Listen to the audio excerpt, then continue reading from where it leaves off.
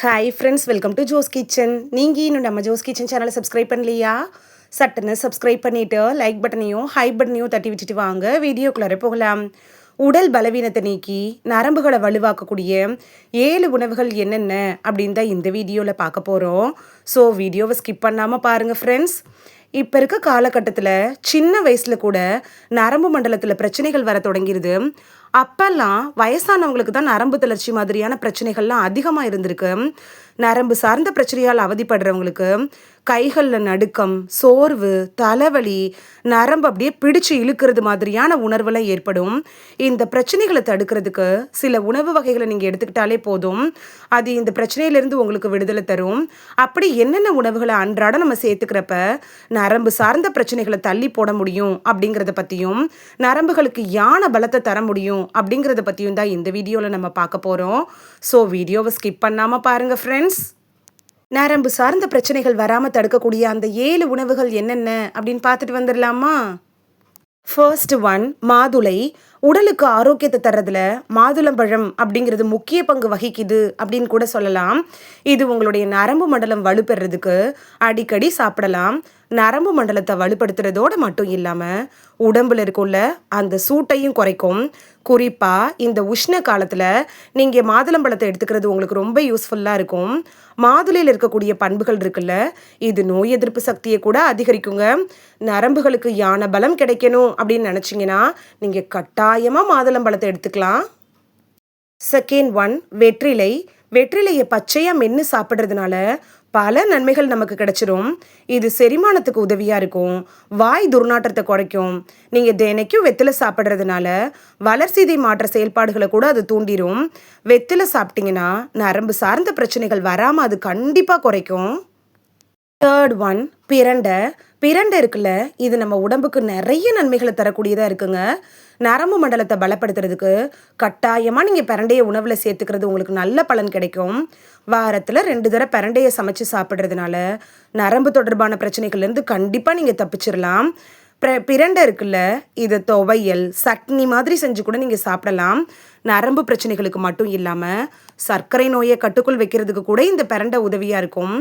ஆனால் அளவுக்கு அதிகமாக சாப்பிட்டிங்கன்னா ரத்தத்தில் சர்க்கரையோட அளவை வெகுவாக குறைச்சிரும். அப்படிங்கிறதுனால சர்க்கரை நோயாளிகள் மட்டும் டாக்டர்கிட்ட அட்வைஸ் வாங்கிட்டு அதுக்கப்புறமா பிரண்டை எடுத்துக்கிறது நல்லது. கர்ப்பிணிகளும் உங்கள் டாக்டர்கிட்ட அட்வைஸ் வாங்கிட்டு பிரண்டை எடுத்துக்கலாம். மற்றவங்கெல்லாம் பயப்படாமல் எடுத்துக்கலாம். ஃபோர்த் ஒன், அத்திப்பழம். அத்திப்பழத்தை தொடர்ந்து சாப்பிட்றவங்களுக்கு ஸ்கின்னு நல்லா க்ளோ ஆகும். வயதான தோற்றத்தை தடுக்கிறதுக்கும் உதவும். அது மட்டும் இல்லாமல் முக்கியமாக நரம்பு தொடர்பான பிரச்சனைகளுக்கு அத்திப்பழம் அப்படிங்கிறது பெஸ்ட்டு ஃப்ரூட்டாக இருக்கும். நீங்கள் ஒரு நாளைக்கு 2 அத்திப்பழத்தை சாப்பிட்டுட்டு வந்தீங்கன்னா 9 நரம்புகளுக்கு அது புத்துணர்ச்சியை தரும். ஏற்கனவே நரம்பு தொடர்பான பிரச்சனைகள் இருக்கிறவங்க கூட அதிலிருந்து வெளிவரணும் அப்படின்னு நினச்சிங்கன்னா அத்திப்பழம் உங்களுக்கு உதவியாக இருக்கும்.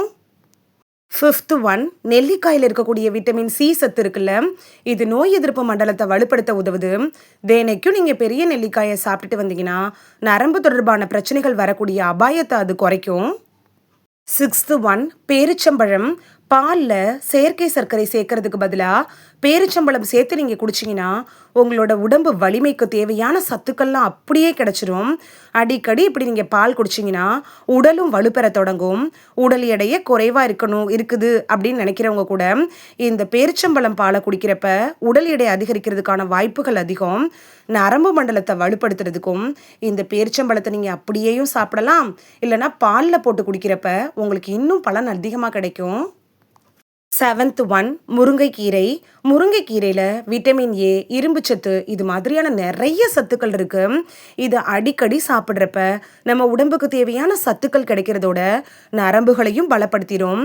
வாரத்தில் குறைஞ்சது 2 தடவையாவது முருங்கைக்கீரையை சாப்பிட்றவங்களுக்கு நரம்பு தொடர்பான பிரச்சனைகள் வர்றதுக்கான வாய்ப்புகள் ரொம்ப கம்மி தான். இந்த வீடியோவில் வெறும் 7 உணவுகளை சாப்பிட்டு எப்படி நரம்பு சம்மந்தப்பட்ட பிரச்சனைகள் வராமல் தடுக்கிறது அப்படிங்கிறதையும் நரம்புகளுக்கு யானை பலத்தை பெறுறது அப்படிங்கிறத பற்றியும் தான் பார்த்தோம்.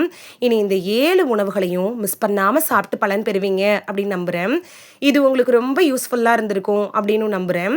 இந்த வீடியோ உங்களுக்கு பிடிச்சிருந்துச்சுன்னா லைக் பட்டனையும் ஹை பட்டனையும் தட்டி விடுங்க. இது உங்கள் ஃப்ரெண்ட்ஸுக்கு பயன்படணும் அப்படின்னு நினச்சிங்கன்னா ஷேர் பண்ணி விடுங்க.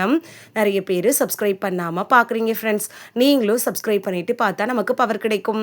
நீங்கள் சப்ஸ்கிரைப் பண்ணிவிட்டு பார்க்குறது இது மாதிரியான வீடியோக்கள் தொடர்ந்து போடுறதுக்கு எங்களை மோட்டிவேட் செய்கிற விதமாக அமையும் ஃப்ரெண்ட்ஸ். சப்ஸ்கிரைப் பண்ணுறதோடு மட்டும் இல்லாமல் பக்கத்தில் இருக்க பெல் ஐக்கானை கிளிக் பண்ணி ஆளுங்கிற ஆப்ஷனை கிளிக் பண்ணி வச்சிட்டிங்கன்னா நாங்கள் வீடியோ போட்ட உடனே நோட்டிஃபிகேஷன் உங்கள் செல்ஃபோனை வந்தடையும். நாளைக்கு வேறொரு ஆரோக்கியமான பதிவில் சந்திக்கலாம். தேங்க்யூ, பாய்.